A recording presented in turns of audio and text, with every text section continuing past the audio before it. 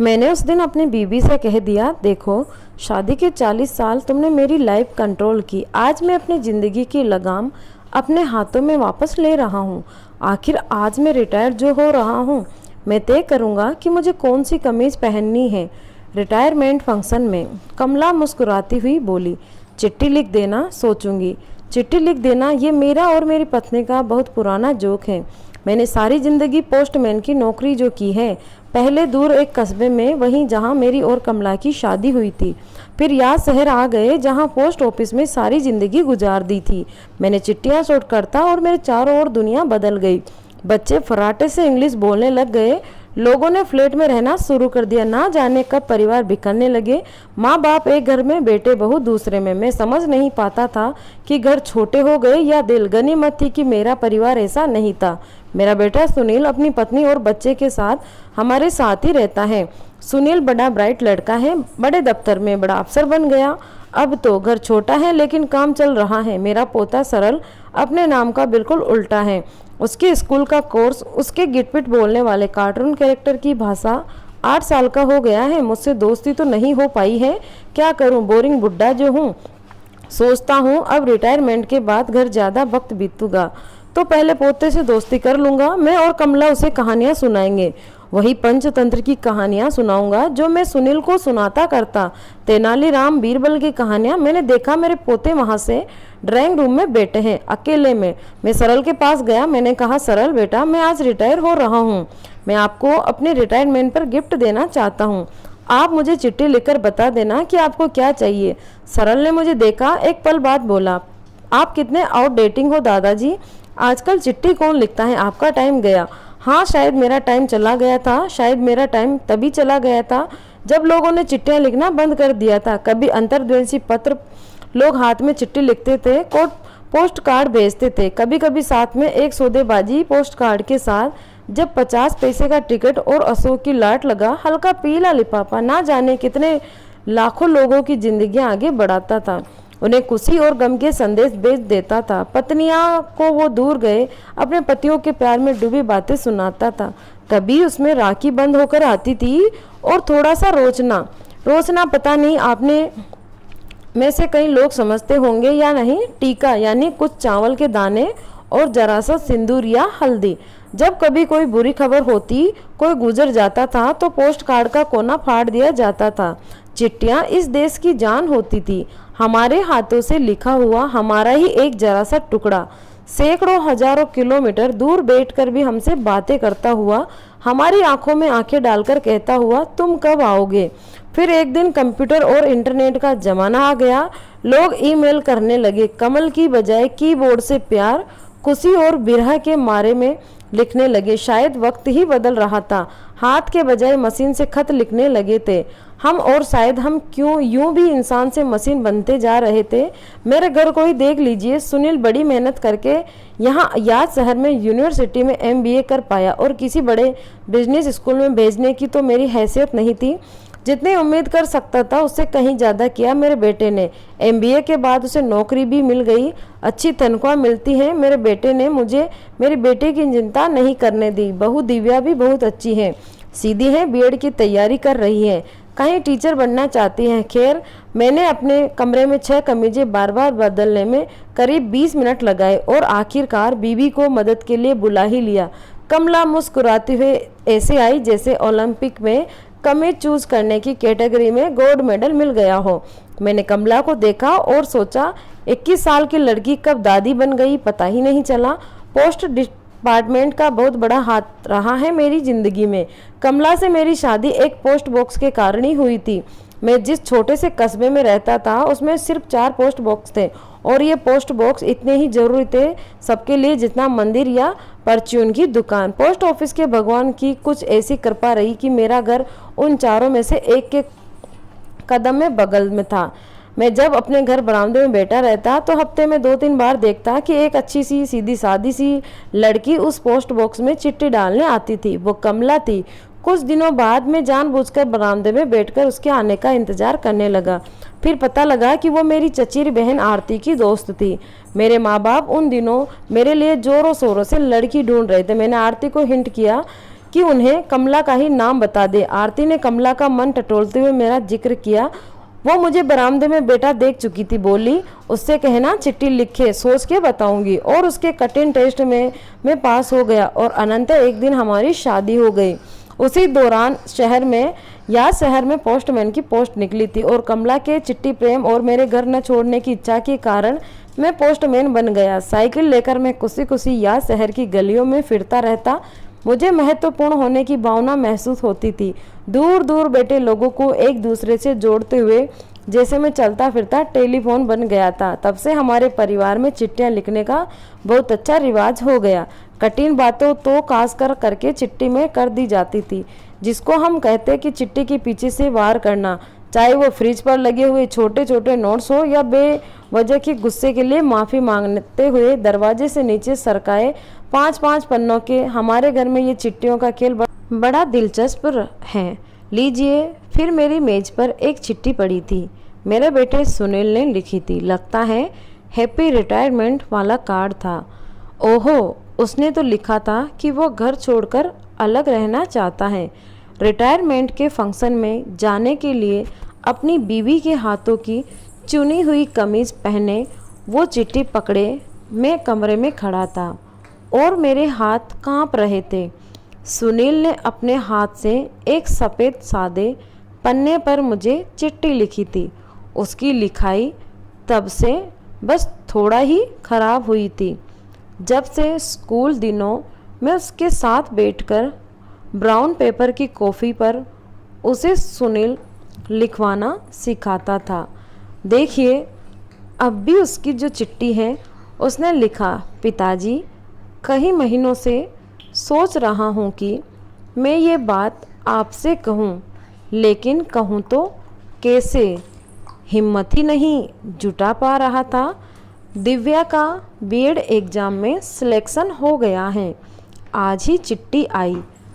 अब ट्रेनिंग के लिए जाया करेगी और फिर नौकरी करेगी। कहीं सरल के लिए घर पर कोई फुल टाइम मेड रखनी होगी और आपके लिए भी कहो तो एक नौकर की व्यवस्था कर दूंगा। वैसे भी वो बड़ा हो गया है और उसे अपने कमरे की ज़रूरत भी है। आप ही बताइए, अब क्या करें। अपने कमरे की ज़रूरत है जिसे वह अपने हिसाब से बना सके। घर में उसके अलावा भी इस सब के लिए जगह थोड़ी कम पड़ जाएगी और आप तो जानते ही हैं। इसीलिए मैं सोच रहा हूँ किसी नए किराए के मकान में शिफ्ट हो जाऊँ। उम्मीद है आप मेरी बात समझ जाएंगे। आपका सुनील। दादाजी जब वो देख रहे थे तब पता नहीं क्यों बचपन से आज तक इसी घर में बड़ा हुआ। बड़ी ही परेशानी से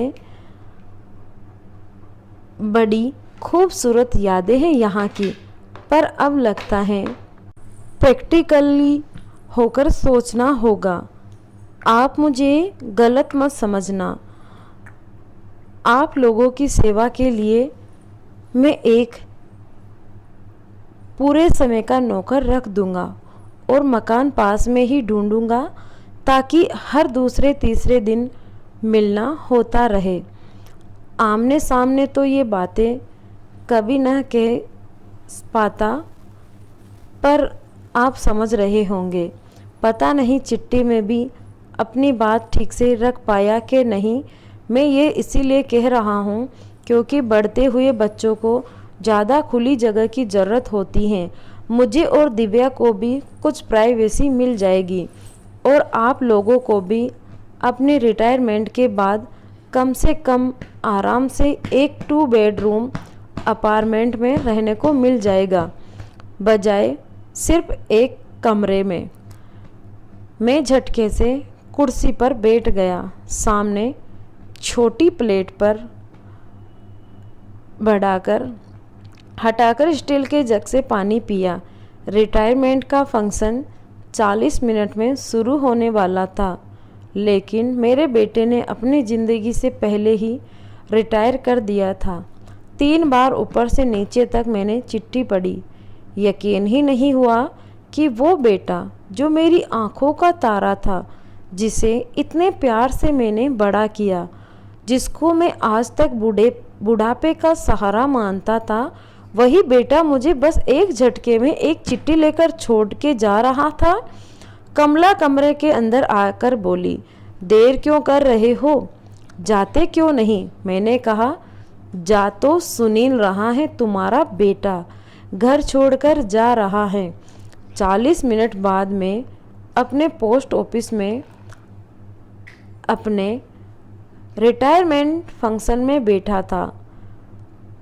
एक छोटे से स्टेज पर एक सफ़ेद मेज पोस के ऊपर गेंदे के फूल की माला, जो अभी अभी मुझे पहनाई गई थी, पानी की एक बोतल और कुछ तोहफे रखे थे और एक सर्टिफिकेट रखा था जो मुझे अभी मिलने वाला था। याद शहर सर्कल के जनरल मैनेजर, हम सबके बॉस सक्सेना साहब का भाषण चल रहा था, लेकिन मैं अपने ही ख्यालों में गुम सामने बैठे 50-60 कलीग को देख रहा था। असल में मेरी आंखों के सामने कोई और ही चेहरे, लम्हे, मौसम, दिन घूम रहे थे। वो रात जब सुनील पैदा हुआ था, याद शहर के सिविल अस्पताल में, जब घर की कोई भी महिलाएं आ नहीं पाई थी और मैं ऑपरेशन थिएटर के बाहर बैठा ही नहीं पा रहा था कि बच्चे के आने की तैयारी के लिए करना क्या क्या होता है। जल्दी जल्दी छोटे छोटे उनके मोजे, एक छोटा कंबल, दूध की बोतल और छोटी छोटी फ्रॉकें, कमला के लिए गर्म पानी। तब मुझे बेटे का इंतज़ार था। कमला बेटा चाहती थी। ज़िंदगी में हमेशा उसी की तो चली है। सुनील के लिए हमेशा अपनी हैसियत से ज़्यादा किया। खुद 5 किलोमीटर पैदल जाता था, पर बेटे को साइकिल दिलाई। उसके यूनिवर्सिटी कोर्स के लिए फिक्स डिपॉजिट तोड़ा। फुटबॉल टूर्नामेंट के लिए जब उसने नए महंगे जूते मांगे तो कभी दोबारा सवाल नहीं किया। पोता हुआ तो एक और फिक्स डिपॉजिट तोड़ा और उसके नाम कर दिया। फेयरवेल में भाषण चलते जा रहे थे, लेकिन मुझे तो कोई और ही यादें सुनाई पड़ रही थी। सबने चुपचाप जहर का घूंट पीकर सामान बांधना शुरू कर दिया था। जा रही हूँ मैं, और छूट रहा है अपनेपन और सुकून का अड्डा, मेरा मोहल्ला। LTC पर मंसूरी गए मेरे परिवार की टूरिस्ट गेस्ट हाउस में गूंजती हंसी। रामलीला में सुग्रीव बने मेरे बेटे का धम से स्टेज पर पैर मारना और मेरा ये सोचना कि कहीं उसके पैर में मोच ना आई हो। रामदत्त जी, रामदत्त जी। मुझे मेरे बगल में बैठे अहमद सर की आवाज़ ने यादों की नींद से उठा दिया। मेरा नाम पुकारा जा रहा था और अब मैं सबके चहेते रामदत्त जी से आग्रह करूंगा कि वो खुद ही आकर 2 शब्द कहे। गेंदे की फूल की माला, तोहफे, सर्टिफिकेट सब लेकर ऑटो से घर पहुंचा तो कमला घर पर अकेली थी। खिड़की पर बैठी थी, रो रही थी। मैंने उसके कंधे पर हाथ रखा और कहा, मैंने कहा था ना कमला, बेटी होनी चाहिए। बेटी विदा करना तो सौभाग्य से माता पिता को नसीब होता है, बेटा विदा करना हमने सीखा ही नहीं। चाहे जितनी सेकी बगारे आदमी, असल में अंदर से निहायत ही कमज़ोर होते हैं। औरतें मजबूत होती हैं, तकलीफ चाहे अंदर ही अंदर सहती रहे, टूटती रहे, पर बाकी सबको जोड़कर रखती हैं। कमला ने मुझे देखा और बोली, चाय पियोगे? शाम हो गई। सुनील और दिव्या लौटकर घर आए। सल कहलकर वापस आया। खाने पर मुझे बुलाया गया। मैं चुपचाप खाना खाता रहा, किसी से कोई बात नहीं की। सुनील ने कहा, पापा। मैंने उसे तकलीफ में ढूंढी हुई आंखों से देखा, जैसे वह कह रहा हो कि तुम भी सबकी जैसे निकले बेटा। मैं खाना आधा छोड़कर अंदर चला गया। दिन भर से मेरी आंखें रुकी हुई, आंसू निकल ही पड़े थे। कमला बगल में बैठ गई, मेरा हाथ अपने हाथ में लिया। मैंने कहा, उनसे एक बार भी नहीं सोचा, बस छोड़कर जा रहा है हमें। कमला ने मुझे एक तकिया देकर आराम से बिठाया, फिर बोली, क्या गलत कर रहा है वो? मैंने हैरत से कमला को देखा, हाथ खींच लिया, कहा, कमला क्या बात कर रही हो तुम? हमने क्या नहीं किया, क्या क्या किया है उसके लिए? कमला ने सीधा मेरी आंखों में देखा और कहा, तो कौन सा एहसान कर दिया हमने? माँ बाप खोने का फ़र्ज निभाया है बस। जो हमने अपने बेटे के लिए किया वो हमारे माँ बाप ने हमारे लिए किया था, और यही हमारा बेटा अपने बेटे के साथ करेगा। यही तो रीत है। जैसे जैसे दिन बीते ये साफ होने लगा कि पापा अपने ऑफिस की उस दूसरी लड़की के बहुत करीब आ गए थे। वो सिर्फ बॉस और जूनियर का रिश्ता नहीं था। मैंने कहा, पर वो घर छोड़कर जा रहा है। कमला बोली, तुमने भी तो गांव छोड़ा था, तुम्हारे पिता को भी ठेस लगी होगी। अरे मैंने नौकरी छोड़ने के लिए, अपने घर पैसे भेजने के लिए घर छोड़ा था। वो कहता है प्राइवेसी चाहिए, जैसे तुम हम पहरे रखे हैं उस पर। कमला ने कहा, जमाना बदल गया है, हमें भी बदलना होगा, और ज़रूरी नहीं है कि हर बदलाव को बुरा हो। बेटा दूसरे घर में जा रहा है, इसका ये मतलब तो नहीं कि वो हमसे प्यार नहीं करता। तुम भाग्यशाली हो, तुम्हें इतना अच्छा बेटा मिला। खुद गर्ज मत बनो, जिसमें उसकी खुशी है उसमें हमारी खुशी है। थोड़ी देर बाद मैं ड्राइंग रूम में गया।